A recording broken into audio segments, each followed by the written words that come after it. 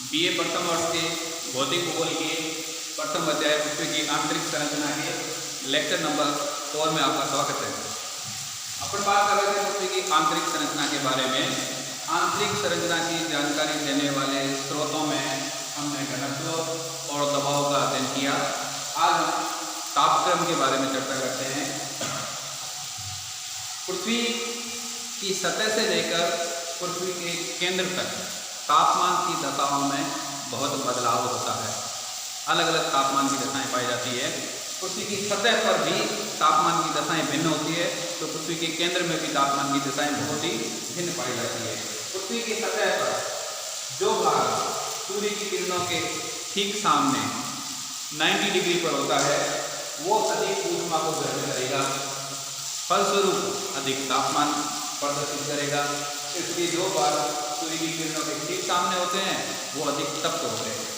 इसलिए इस बीच वाले भाग को हम उष्णकटिबंध कहते हैं।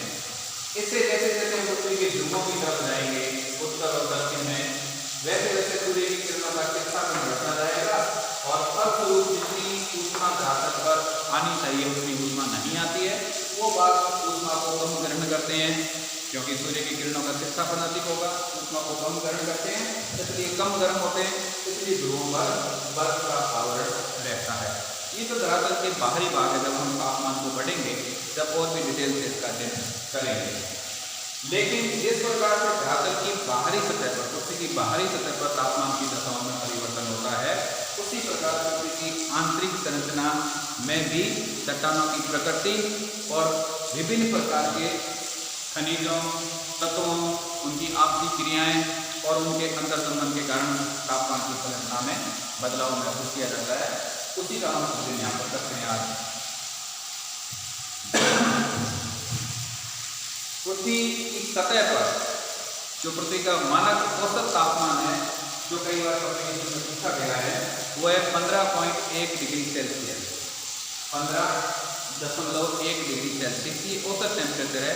अधिकतम टेम्परेचर भी होता है धरातल पर मरुस्थलों में, तो न्यूनतम टेम्परेचर भी होता है मरुस्थलों और ध्रुवों के पास में। वो टेम्परेचर की चरम और निम्नतम दशा है, लेकिन औसत 15.1 डिग्री सेल्सियस है वो धरातल का टेम्परेचर होता है महासागर और महाद्वीप दोनों को मिलाकर। लेकिन इससे पहले आप ये चीज थोड़ी सी देखिए कि ये जो 15.1 डिग्री सेल्सियस टेम्परेचर है इस सतह पर, यहाँ से हम ऊपर की तरफ जाते हैं और यहाँ से नीचे की तरफ जाते हैं तो टेम्परेचर तापमान की दशाओं में बदलाव आता रहता है। सतह पर जितना टेम्परेचर है उससे ऊपर की तरफ जाने पर प्रति 165 मीटर की ऊंचाई पर 1 डिग्री सेल्सियस के हिसाब से टेम्परेचर कम होता जाता है। सतह से ऊपर की तरफ जाने पर टेम्परेचर कम होता है और उसकी दर है 165 मीटर की ऊंचाई पर 1 डिग्री सेल्सियस के हिसाब से टेम्परेचर कम होता है, घटता है। और इसी तरह से हम पृथ्वी की आंतरिक गहराई की तरफ हम जाते हैं तो इसका जो मानक है वो है 32 मीटर की गहराई पर 1 डिग्री सेल्सियस के हिसाब से टेम्परेचर बढ़ेगा।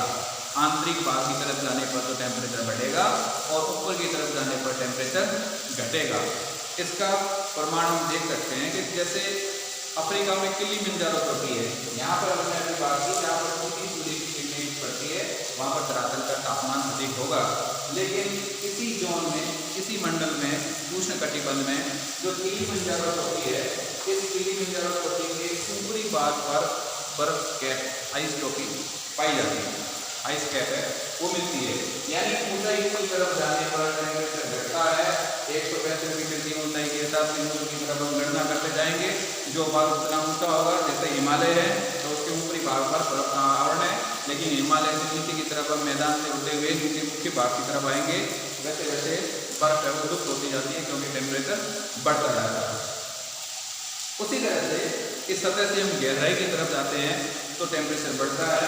वो 32 मीटर की गहराई पर 1 डिग्री सेल्सियस के हिसाब से मानक के रूप में माना जाता है। लेकिन अगर हम इस मानक से हम बात कर रहे हैं कि आंतरिक तापमान के बढ़ने की, तो इसलिए ऊपर वायुमंडल के तापमान की तुलना में हम धरातल और इसके नीचे के तापमान के बारे में ध्यान दें तो पता चलता है कि भाई ये मानक है।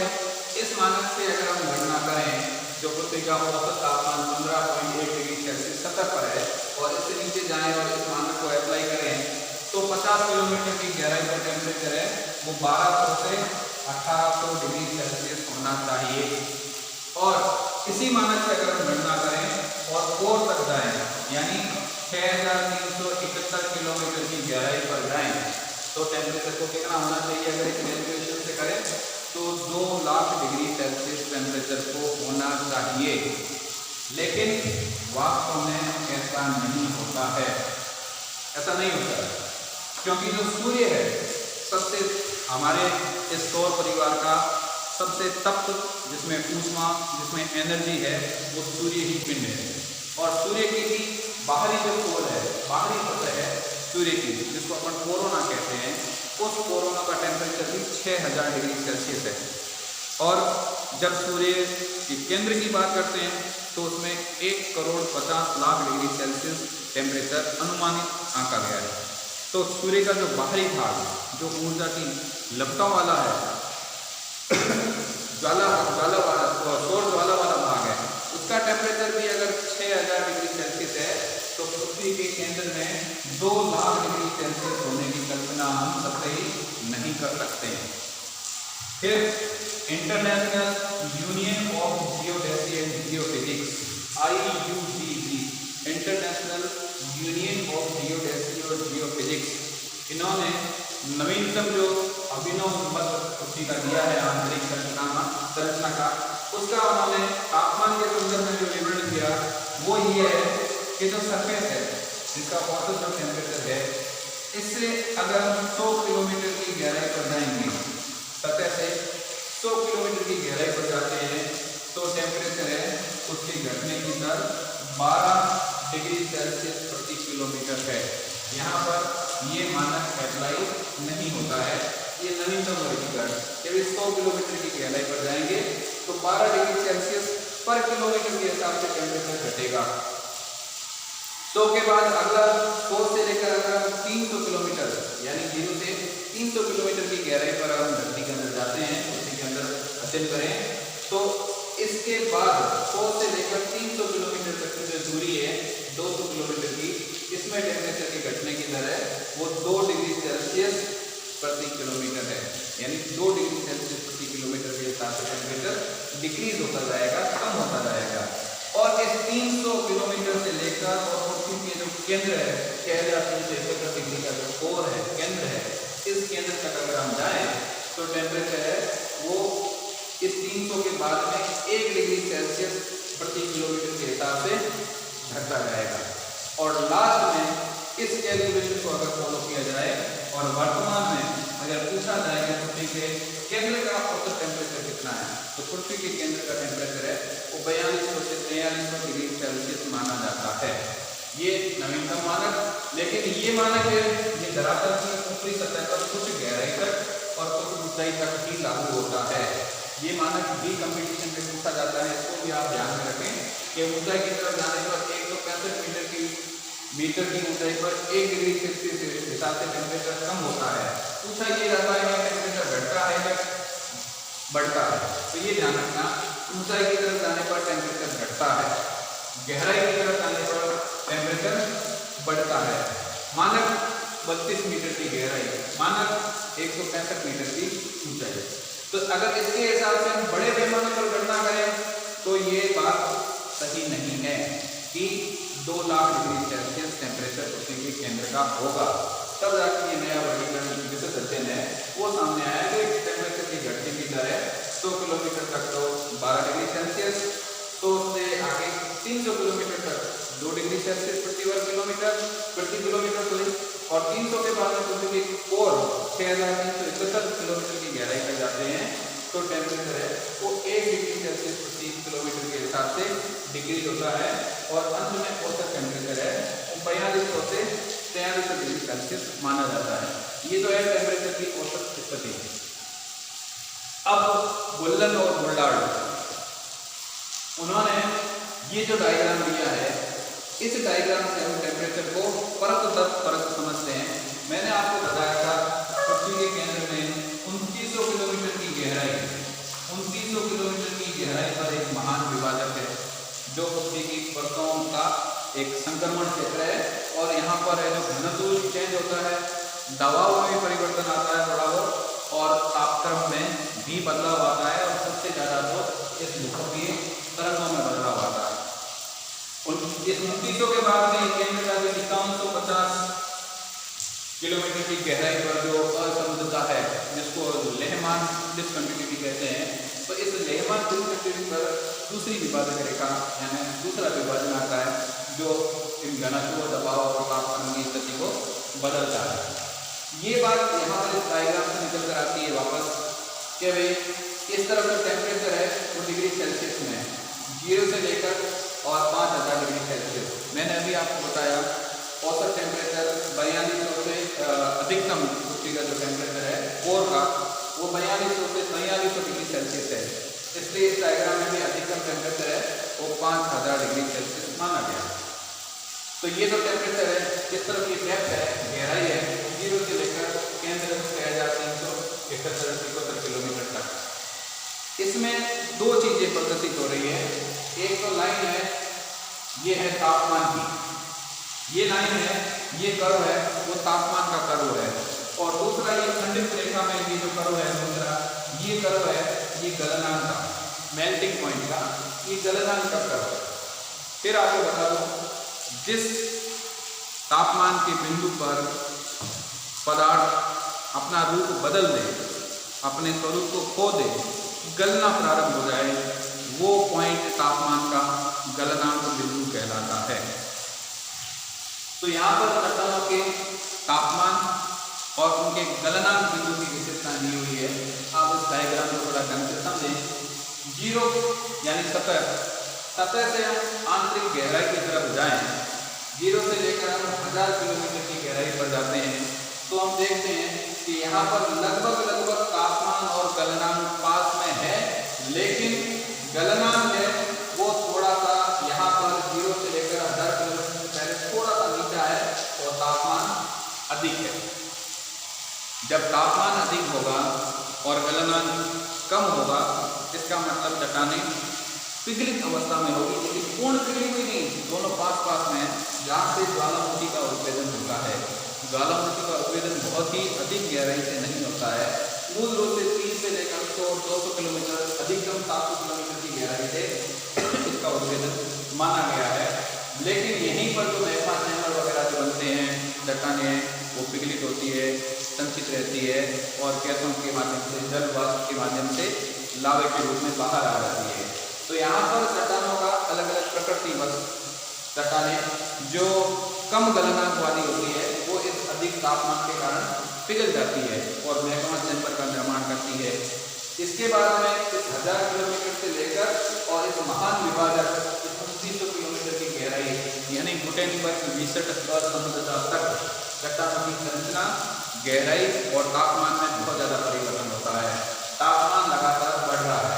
तापमान यहाँ पर 4000 से 4200 डिग्री सेल्सियस के पास में पहुँच जाता है अधिकतम तापमान, और यहीं पर जो है तापमान जितना है उससे चट्टानों का गलनांक बहुत ऊंचा है। इस कर्व के हिसाब से, इस अध्ययन के हिसाब से जब गलनांक बहुत ऊंचा है और तापमान नीचा है तो चट्टानें हैं वो नहीं पिघलेंगी, अपनी वास्तविक स्थिति में रहेंगी।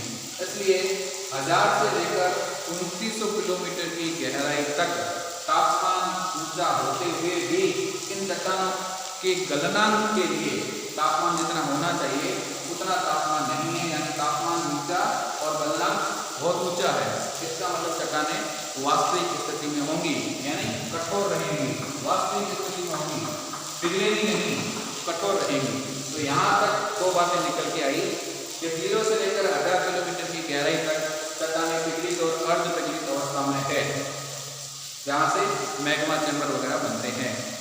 और इसके बाद में यहाँ से लेकर 2900 किलोमीटर की गहराई तक धीरे धीरे गलनांक बढ़ता जाता है, गलनांक ऊंचा होता है। मान लीजिए चट्टानों को पिघलने के लिए 1500 डिग्री सेल्सियस टेम्परेचर की आवश्यकता होती है, लेकिन टेम्परेचर 1000 डिग्री सेल्सियस है तो चट्टानें नहीं पिघलेंगी। जब ये 1000 डिग्री सेल्सियस वाला टेम्परेचर बढ़कर 1500 से थोड़ा ऊपर जाएगा तब ये चट्टानें पिघलेंगी।